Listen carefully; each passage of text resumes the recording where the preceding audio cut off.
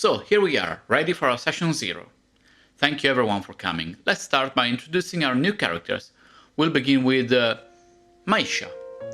Hello and well met. My name is Maisha Yetu. I am a cleric of the Radiant Order of Healing. My life as an adventurer and an acolyte is fully devoted to bringing health and preserve the well-being of all innocents, and I try to de-escalate conflicts, but I won't shy away from the punishment of the wicked, and of course the destruction of undead. I am an orphan. My parents were slain during the Orcish invasions in my native land far away, and I was rescued by Reverend Silverlight, the High Father of the Church, whom overall I serve and respect. My name is Galindor. I am the youngest knight of the House of the Golden Spire.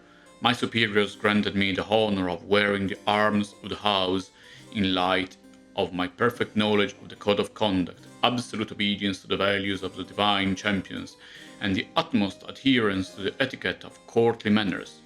I swore to smite any form of evil and bring judgment to the unworthy, all while being able to follow to the letter the whole 64 steps to correctly saddle and bridle a warhorse, according to the Manual of the Perfect Knight, Chapter 5, page 32.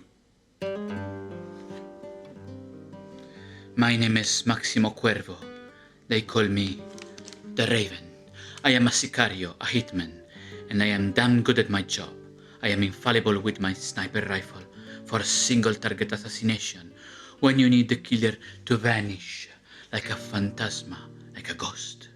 But if the money is right, I can also infiltrate a private house and get to your target more personally. You know, if you need me to send a message. In close combat, I can be as deadly as with firearms. Don't talk to me. Every contract needs to be approved by Antonio, my fixer. You talk to him. He knows everything you need to know. Just provide a target, choose a method, and bring el dinero. Are you sure you're in the right campaign? Shut up. Sorry mate, we'll accept anyone at this table. Last one. Hi, I'm Dr. Choppy. I'm a crazy inventor. I lost my legs in an accident with bombs, and then I lost my left arm in an accident with more bombs, and then using just a screwdriver and my remaining arm, I built a mechanical armor that replaces the functionality of my missing limbs, and now I go around enforcing workplace safety and fighting crime in my mechanical suit. Are you okay, mate? Yeah, why are you asking? Never mind. Okay, I think we're ready to start this, unique campaign. One session later. So, how was it? Did you have fun? Yes, it was so inspiring. I got to help the whole party so much. My healing spells came in clutch in the last fight, and I really think it turned the tide of the whole encounter. I also roleplayed so much during that encounter with the poor orphan kids. It went so perfectly with my backstory. It was stupendous. The way I had a chance to reprimand the orphaned kids when we caught them stealing, even if it was their only means of finding sustenance, really clicked with the inflexible philosophy of my character. And of course, I could really shine when we fought the cultists and their fiendish master. Very bueno. I stood in the shadows like a ghost, and then as soon as combat broke out, I started one-shotting all the panderillos. They couldn't believe their eyes when they started falling like flies. Nobody expects El Sniper. Yes, also funny. I changed the flavor of my spells into armor functions. It was a hit with everybody. And the explosions. Let's do it again. A few sessions later. Nice session, my friends. Are you still having fun? Yeah, it was okay.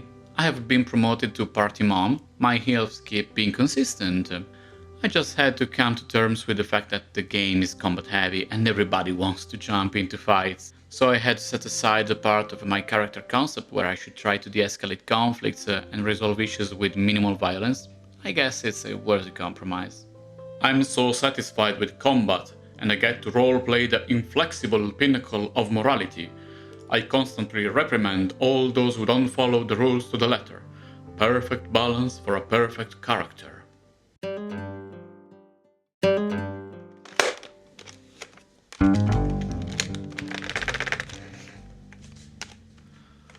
you were talking to me? Just call me when fight starts.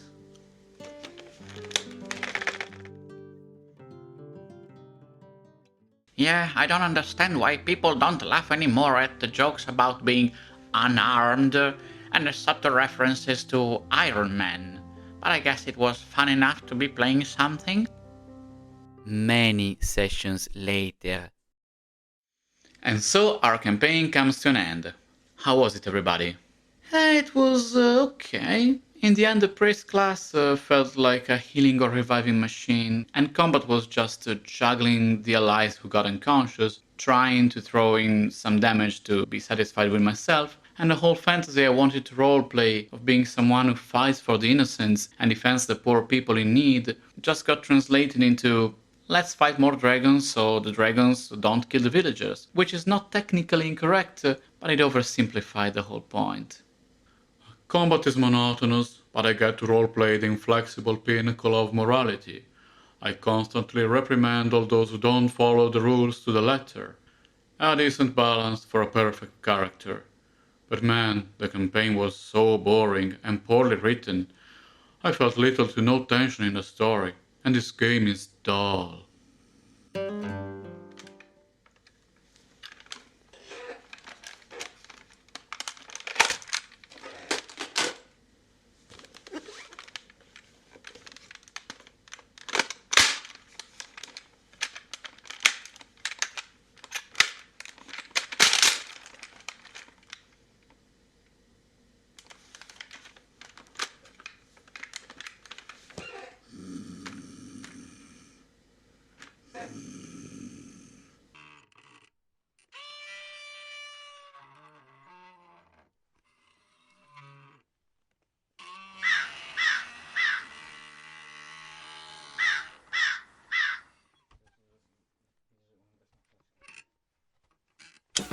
Has this or something similar ever happened to you or someone you know?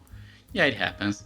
You have a concept for a PC in mind, you're excited to start playing it, but maybe it's a bit shallow, or it just concentrates on some details that can be an amazing starting point without any way to keep it interesting for you and for the other people around the table beyond a handful of sessions of play.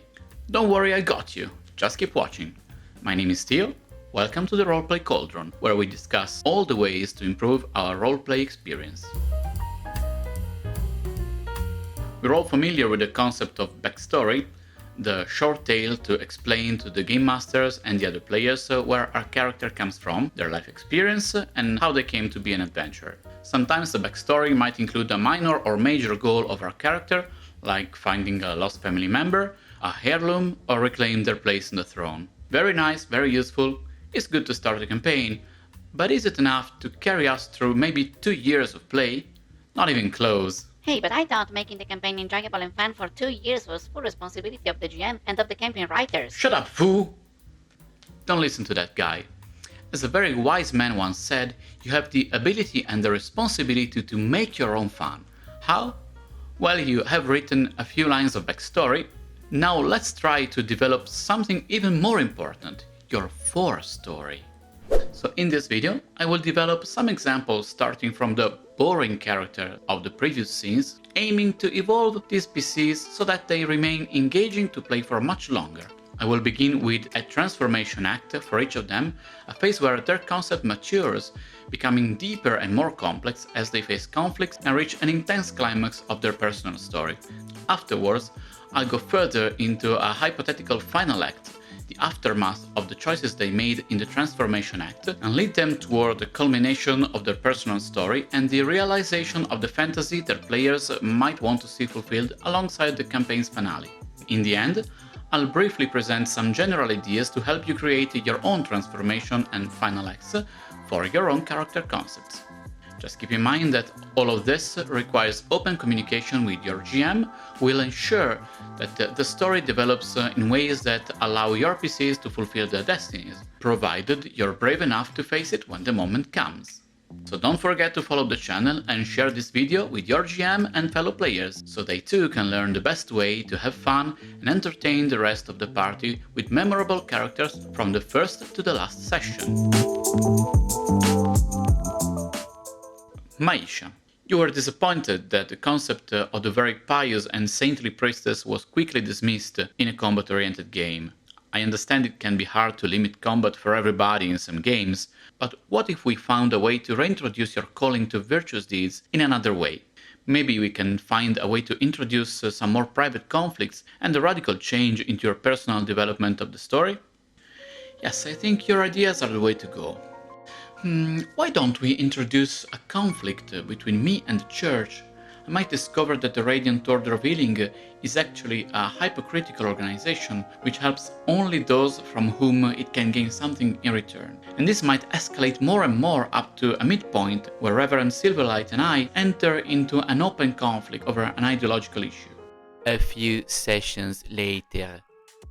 And when, during downtime, while I was volunteering to feed the poor people on the churchyard, the High Father Silverlight sent an acolyte to order me to stop, I was like, excuse me? Well, I refused and went on because that is exactly what the Radiant Order is all about. And so High Father called me in and he was immovable from his position. My blood was boiling. I was on the verge of calling him names. Then he started with a sermon about politics and bureaucracy and the image of the church. I don't give a damn about the image of the church. I was raised, I was trained and instructed by him in the virtues of compassion, generosity and selflessness. What is this really about? What is he not telling me? And then he ordered me to lash the poor kid who stole money from the offerings to the church.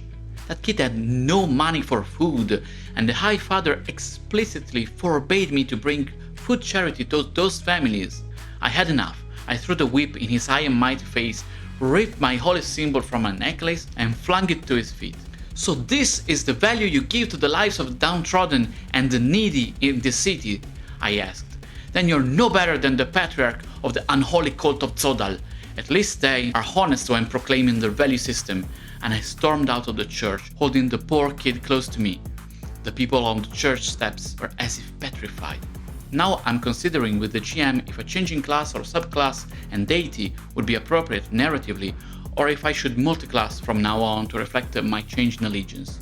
Needless to say, the High Father has put out an order for my head as an enemy of the Sun God. This will be exciting. Galindor, are you open to reconsider the reasons why you got bored in this campaign? Maybe it wasn't so poorly written, maybe the game has its merits, and maybe you wasted an opportunity to forge some entertainment for yourself. What do you mean? Well, I mean that a monolithic character has an intrinsic risk of being tedious to play in the long run. Drama comes from the challenging of even the most rooted convictions. But I don't want to make such changes like Maisha did. I want to persevere on the path of knighthood I chose and to fulfill my destiny as head of the House of the Golden Spire. Don't worry. I believe there is a way to have fun, drama, and evolution of your character, and also your full path to leadership. Well, considering about it, I think you may be right, and I might have missed the occasion for some more development of my character. What if we created a moment where my code of conduct was called into question, but I obeyed it to the letter, and that had a tragic consequence? I could use it to start a long inner reflection of my guilt versus the respect for the tradition. Then after some time, I could be faced with a similar situation, and this time... A few sessions later. The young woman was helpless, hostage in the hands of the hobgoblins who defaced the sacred sanctuary of Nile. The code of the House of the Golden Spire spoke clearly. No negotiating with these monsters. When I showed up, the evil beasts were clearly shaken by my radiant presence, and the woman looked up at me with renewed hope. I lowered the visor of my helmet and urged my warhorse to charge the hobgoblins. No mercy. None of those monsters could stand the holy fury of my passage. I had done my sacred duty, destroyed the menace, and avenged the honor of the goddess Nile. But the woman was lying in a pool of blood, her hope gone, like my mercy for those defilers. Her lifeless gaze fixed upon me like it was my fault, but it wasn't. It was not. I followed the code to the letter. I was knighted because I can follow the code to the letter, because I'm not blinded by emotion.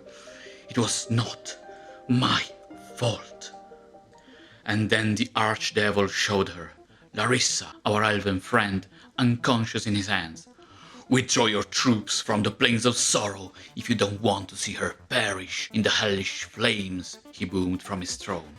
The young woman's eyes flashed in front of me once more. The code would never show leniency towards Captain for fighting a won battle against such an evil force. But I could never forgive myself if I abandoned Larissa to that cruel destiny, and I couldn't bear the looks of my companion faces if they knew.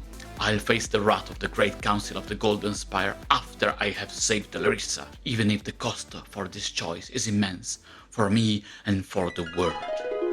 Maximo, the hardened Sicario trope is one of my favorites, but I fear you cornered yourself into a one-trick pony. Your character has incredible strong points, is perfectly optimized for combat. Why don't we try to define him by his weaknesses as well? Well, he's, I admit, pretty dumb and not very intuitive. We can say he's gullible and easily manipulated by anybody who wants to take advantage. Very well, we're onto something already. And if you really want to be pulled in the narrative again, let's introduce an external unexpected influence to turn his world around and give this very disillusioned veteran a new perspective and a new reason to fight till the end. Yes, I like the idea of being gullible. Remember my fixer Antonio?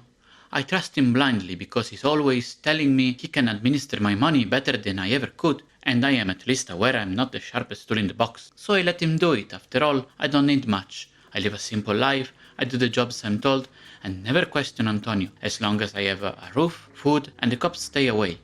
But he might be trying to scam me without me even noticing, and lately he might have started dropping on me the worst jobs from very corrupt corporations, making me question my morals.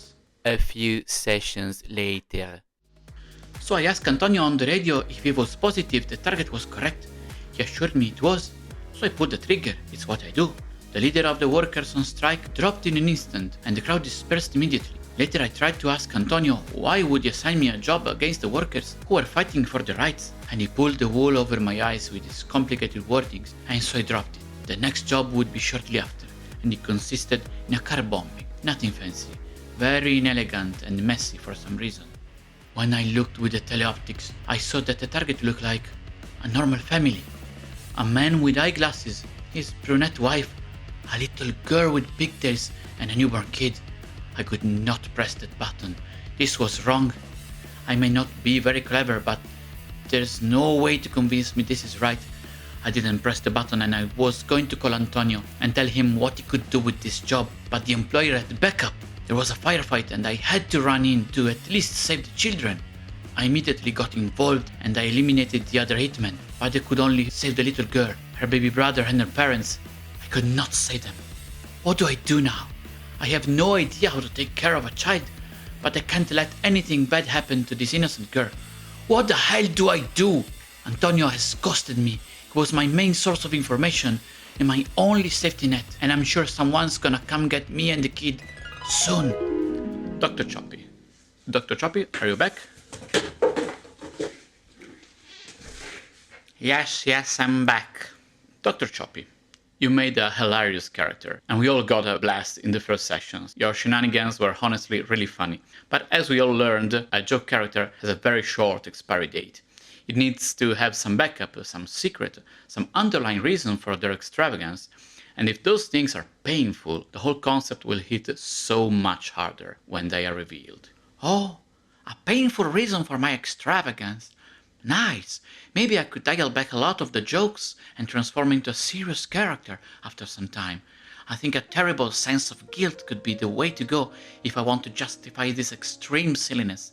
It could be a mask for a tragic past. A few sessions later. And when the horde of zombies charged us, I had no choice other than try to stop them alone to give my companions their only chance to get to safety on the ship. But I was too much of a coward even for that, and at the last moment I decided to eject from my mech armor and activated self-destruction so I could fend off as many zombies as possible and I could escape with everybody else, crawling on the ground, dragging with my only arm. When I was safe on that ship, I looked at myself and I felt like a useless scrap of a person, and I cried for the first time since the accident. My companions helped me once again, and I had to tell them the truth about my past, about how I lost my whole family an explosion that I caused with my recklessness. How about I paid the price with my legs and my arm, but fate was not so kind as to take my life. I deserved to suffer and watch my wife and my son get buried under the remain of our old house. I couldn't even finish the job by myself and meet them in the afterlife. So I built that armor in the hope that becoming a truly reckless adventurer will put me in enough danger, but guess what? Turns out I'm too good at this. So for now I guess I'll just keep using this new armor I built, and I'll try to stop this war no matter the cost. So maybe I'll be remembered as someone who did something good and not just as the crazy guy who blew up the ones he loved. So these developments are surely more entertaining for everybody at the table. For the players, who now will love to roleplay their characters, for the rest of the party, who will witness the evolution of the whole cast, and for the game master as well, who will enjoy telling a more compelling story, and who will also be less frustrated trying to keep the campaign interesting for players who are otherwise uninvested in the whole story. We just needed to plant some conflict in the life of the monotonous characters, give them ethical dilemmas, choose an emotional stake for the otherwise empty optimized hitman, and weave a tragic past into the life of the joke character to give them motivation for the future and a way to disengage from the eternal clown role. We'll present some more prompts and ideas for more ways to spice up your backstory with some Forestory. But before, let's now see how this can develop even further to tell the aftermath of the development that occurred in the Transformation Act that will carry the playgroup into the final act of the campaign and of their individual characters. So Maisha, how would you like to escalate your conflict with the High Father Silverlight? How would you settle after all is said and done? I decided to openly fight the corruption of the Radiant Order of Healing. I changed my subclass after speaking to the GM, and his choice alone set a whole chapter of the campaign in motion. Many sessions later. And then we as a party guided the revolution of the poor from below, and in the end, after the final confrontation with High Father and his faithful servants, we managed to defeat him, uprooting his hypocrite cult, and we gave his ill-gotten riches back to those in need from the city. We also investigated his past activities after the battle and discovered that my parents' village was not really raised by the orcs during the orcish invasions, but by the church itself, in the search of new territories to control, which then indoctrinated us young acolytes against the orcs to create a scapegoat for their crimes. In the end, after the final battle, I decided to found an organization to open diplomatic relationships with the orc tribes and give them back the lands that were unrightfully taken from them. Galindor, what about your confrontation with the judgment of the Golden Spire? How do you imagine it will go? So I think the Great Council won't be lenient at all, and they will try to discredit me for putting a single life before a decisive battle. I'll have to fight 10 times as hard to reach the top of the house and make things right. Many sessions later. After the Great Council demoted me and my Master Knight turned his back on me, I got in contact with 2 old knights whose actions were often frowned upon in their youth because they were always idealists and didn't stick to the code word by word. They taught me of the fine game of politics and the dance of gaining and losing approval and endorsement. In the next few months, with the help of the party, I managed to fight and defeat many menaces to the order of the land, and that, as well as some personal favors and quests, earned me enough allies in the rank of the Golden Spire so that I could win the next election and became the new head of the house. My plan for the future is to rewrite, with the help of the old idealists, the entire code of conduct to make it honest, true, and really worthy of a knightly order. The reorganization of the house will start from the inside, and we will be truly at the service of this nation. Maximo, what will you do with this child who now looks up at you as their protector? I guess I'll have to fend off the hitman for a while, and I'd want to investigate on the reasons why her family was the target of such a brutal attack. Then I will fight with everything that's in my power to guarantee a future for her. I have a lot of money that I don't need, after all. Many sessions later. The last few months were pretty intense. We discovered the family of the girl was eliminated because her father was witness to the crimes and machinations of the CEO of Biotechnica Megacorp and had also the names of the corrupted cops who enabled his actions. So we decided to take matters in our hands and bring revenge for her family. It was the coordinated effort of our netrunner who hacked into their internal net architecture to dig the names of those on Biotechnica's payroll. Then our media released an article on the local scream sheet to make them panic and flush them out. Then I got to take them one by one, making sure they knew the reason for each bullet. Now the dust has settled, of course, Biotechnica is not defeated, and I still consider us the #1 enemies. But for now I got back in touch with Antonio. I don't trust him as before. The only thing I care about now is to grant the kid a future, so I'm negotiating with Antonio to provide my money for her education. He's not a good person, but he's got some form of honor. He'll respect my request. He knows what I'm capable of for this little girl. Dr. Choppy, how will your final arc develop? How will you find closure for your sense of guilt? The war will make me more and more aware of the fact that there is so much suffering in the world other than my own, so probably I will decide to hone my healing skills alongside my engineering. I might multi-class or just pick a specialization in the medicine skill. I will talk to the GM about it, and from then I'll dedicate myself to helping the civilians in war zones. Many sessions later. In the final arc of the campaign, the war against the Leviathan Lords has reached nearly every region of the continent, and so we got to fight many incredible battles, mainly to fend off the greatest threats to the cities and the villages, and to preserve as much safety for the civilian population. Many young people were inspired by our deeds and decided to join the fight, even at the risk for their own lives. Wherever we went, there was so much need for field medics, so my friends and I tried to leave behind as many humanitarian aids as possible.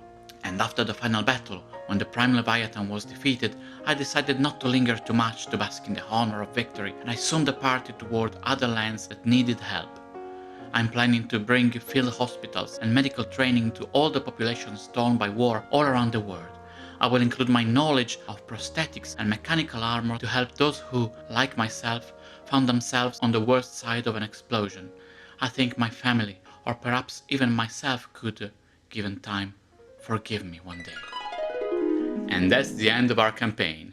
Did you enjoy the long journey? Yes. Shall we begin a new one? Yes. Vámonos. When? Who volunteers to be the new GM this time? I guess I'll be the GM once again. Thankfully, I followed the roleplay cauldron, so it'll easily be another great campaign. I hope the skits entertained and inspired you.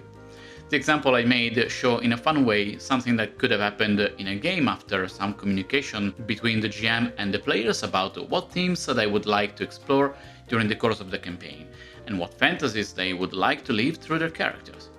Just keep in mind that the excitement of discovery should never be minimized nor spoiled. The goal for the GM here is to be aware of the desires of the player and to be both on the same page regarding the expectations and fantasies of everybody at the table. Be careful, this does not imply the players are giving the GM a script to follow exactly. We're talking about general scenarios you'd like to encounter, and the GM can employ to throw you a curveball every now and then to pull your characters one by one in the center of the scene, to give you a tug when you're resting on your laurels, and to keep you on the edge of your seat when your character needs a surge of adrenaline. We've seen some examples for a transformation act and for a final act. Maisha and Galindor had a conflict with their mentors and ethical dilemmas. Maximo had a wake-up call in the form of somebody to take care for, and Dr. Choppy found a new reason to stay alive. You may note that these were more or less inspired by existing characters in popular media. Maisha and Galindor were inspired by Lady Cresania and Stern Brightblade from the Dragonlance. Maximo is clearly Leon, but a similar transformation act can be seen with Jinx and Isha from Arcane. As for Dr. Choppy, are you able to find an analogy in a pop culture media? Let me know what you think in the comments. How about we try thinking of more ideas for a transformation act? Something that shakes our characters' lives to inject drama, tension, and give them something to lose or a reason to change. Here are some more general ideas. Start from your weak points and develop them into something that characterizes your PC. Maybe you're hot-headed, or you cannot shut up when you witness injustice, or you're reckless and won't ever quit when you're ahead, or you're naive and always assume people are honest and you always are yourself. Embrace these characteristics even if they put you in difficult situations. Nobody should really want to win at RPGs. Let's get in trouble. Give your enemies access to something that makes you vulnerable, especially if it's not a literal kryptonite, but something emotional. A hostage, a heirloom, a birthplace you cannot defend. Ask your GM to destroy your hometown. Losing somebody or something can be a very powerful triggering moment. John Wick, anybody? Change your perspective or your values after a defining event. Think Vi in Arcane when she decides her sister is so unhinged that she, albeit reluctantly, accepts to become an enforcer to stop Jinx. Change your opinion of a mentor or a master, like our examples before. The GM could even decide they become a villain. Some crime you committed in your past is not as buried as you thought. Think Spike Spiegel and Cowboy Bebop. Even somebody in your past might come back into your life to collect an old debt, or to rekindle a very turbulent old story. Think again of Spike, but also Sabatha coming back to Locke Lamora's life in the Gentleman Bastard series by Scott Lynch, or that somebody who comes back in your life has utterly changed, and you cannot find peace for that change. Were you responsible for the departure in the first place? You unveil something about your past that you didn't even suspect.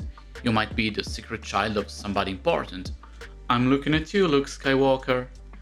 You might decide to abandon someone you love because you have found a greater reason, a superior plan you must follow. Think Victor in Arcane or Raistlin burning the bridges with his brother to attempt his divine ascension. Someone vulnerable enters your life and you have a reason to protect them at all cost, like Matilda and Isha from Leon and Arcane, again. An emotional trauma leaves you in pieces and you change, forever or until you find closure. That is another classic and amazing trigger for a new chapter of a character's life. You make a horrible mistake and somebody has to pay the price for it. You find it hard or impossible to forgive yourself and so you change. Or you might close up and avoid any accountability and start an unhinged arc until you're forcibly faced with your guilt and break down once more to change one more time. Yeah, I guess you know who we're talking about here. You make a pact with a dark entity. Why? Because of your ambition? Because it's the only way to save someone? Because you got manipulated into it? Think of Accident from Critical Role, Raistlin again, but the dark entity might also be just a crime lord, not necessarily something supernatural. A corrupted corporation is as much a dark entity as Asmodeus, and that's hard to shake off once you sold your soul. You swear revenge for something, even if it costs you your moral compass. This can give you a good starting point, and you will definitely find many more. Give it a try. As for the aftermath of the Transformation Act, always in concert with your GM and the whole party, your final act might evolve into one of these, or even something completely different. You enter open conflict with an organization and possibly your former organization. You make an enemy of the ruling majority in some political or decisional matter and have to prove yourself many times to reclaim the support of those who turned on you before you can get back to your rightful place. You accept a final encounter against a major antagonist and you're ready to give your life for it. You might need to be ready to make this the end of your character, if it's okay with you and if their final chapter is epic enough. Think Spike Spiegel once more. You lose everything in a desperate gesture. The tragic finale is always great, even if it's harder to pull, because of course most people dream of a triumphant ending. You forfeit your identity to get away with your crimes, but you have to leave your loved ones behind. You guide a rebellion, or you become a symbol of freedom for the oppressed. You transcend your mortal limits and become a divine or digital entity. You pay your debt towards a dark entity, rightfully, and thus gaining your freedom back, or in the worst way, and they dispose of you, like Faust or Walter White from Breaking Bad, for instance, or again, Vaxildan. Or maybe you offer yourself as tribute to pay for someone else's debt. You redeem yourself at the last moment, meeting your untimely tragic end to save the world. When you think about the most iconic books or TV shows, you always remember some of the best characters that will always be in our hearts, no matter how many years pass. I think one of the main reasons is because those characters were written with weak spots, with conflict, with the wrong decisions, a great transformation act, and an amazing final act. Think about the whole cast of Arcane, nobody excluded, from Silco to Echo. Think about all the major characters of Breaking Bad, Walt and Jesse of course, but also Gustavo Fring and his personal arc. Think about Cowboy Bebop, Spike, Julia and Vicious. Think about them and you'll find so many of the ideas we discussed in this video deeply embedded in the story. That is what makes them so memorable and what makes those shows real masterpieces. And that was all I had to say for today. Not really, I'm very passionate about this subject and I could go on forever, but I'll spare you. I hope this long video will help you. Let me know in the comments if you use these ideas for your next character concept. Don't forget to like the video and subscribe to the channel so you don't miss the next. Have fun in your next session and always keep the roleplay cauldron bubbling with new ideas.